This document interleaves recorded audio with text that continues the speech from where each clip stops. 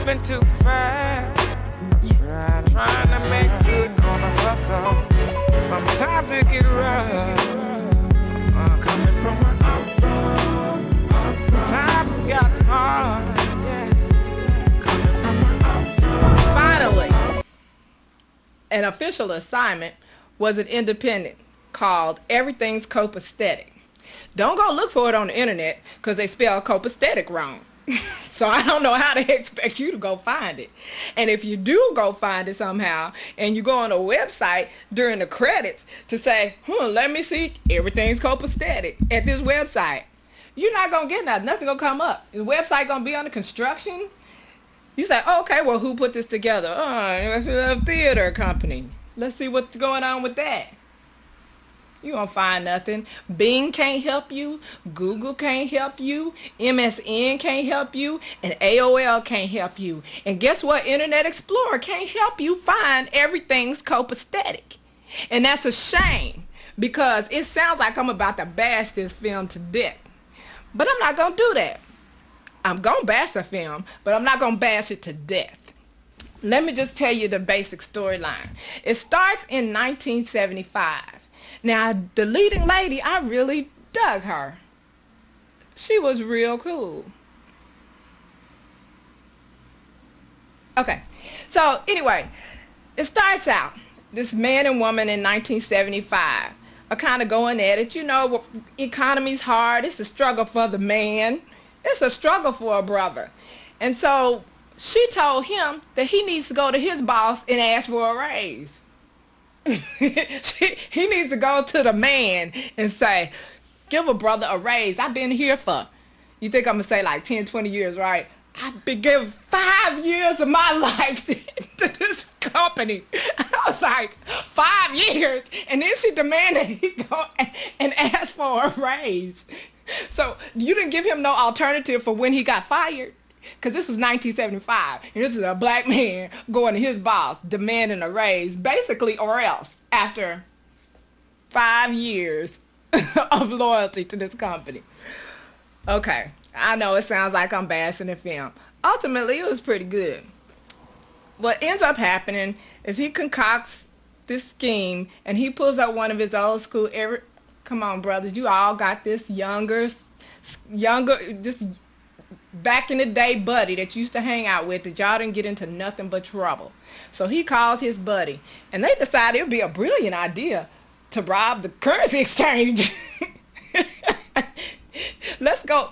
And matter of fact, you know, my wife think I'm looking for a job. Let's go act like we filling out an application. That'll be our alibi. And we'll go out the back door and rob the currency exchange. That'll be brilliant. So they go and rob the currency exchange. Well, you know, as he trying to convince her to pack and leave, he gets busted. He gets locked up.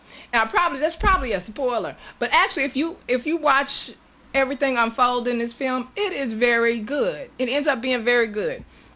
The whole process of things, and this is something that probably happens a lot in the circles where people are doing underhanded things to get a little further in life. You know, and circumstances get caught up with people. People make mistakes. I don't condone or justify it. But in this particular case, they actually deal with what happens and what you have to confront and the consequences that you have to be prepared to pay when these things unfold in front of you as a result of your actions. You need to pay your penance for your actions. So he gets 20 years, I believe it is. And in the process, he puts his best buddy up to making sure his wife and child are cared for. Again, I'm not going to go into the details of how I guess I still have to. I have to.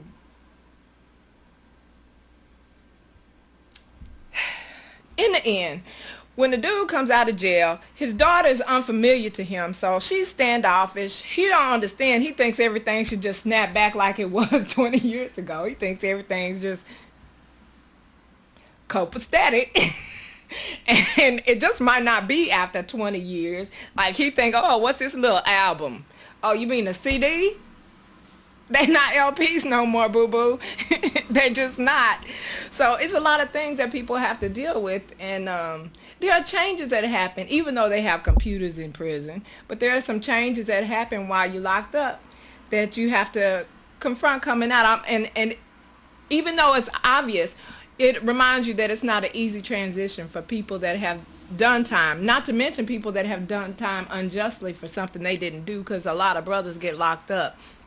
Check out the Innocence Project. A lot of brothers get unjustly locked up for things they didn't do. You have to come in and come out and start all over. But the bottom line is that I really appreciate the way this ended. It could have ended very violently. It could have ended, the dude could have snapped all over again, because Angela Davis told you in the 70s, and Honey Latte is telling you right now, that prison is not a rehabilitatory institution for alleged criminals, many of whom are not criminals going in. So once they come out, they have a whole different frame of mind and a survival technique that could land them right back in the same predicament. But in this particular case, this man found room to grow up and handle circumstances as they had come to be since he had been locked up. I really appreciated the ending, and I appreciated not going so far. And as much as I respect Tyler Perry, it didn't go so far and ram stuff down your throat in terms of you needing to do the right thing ultimately. It didn't end beautifully, but it ended as beautifully as it needed to for the circumstances at hand. So Everything's Copestedic ended up being a really wonderful film, considering the obviously limited budget.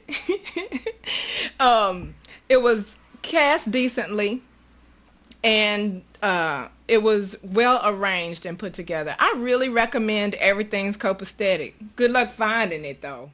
Sometimes you get lost out of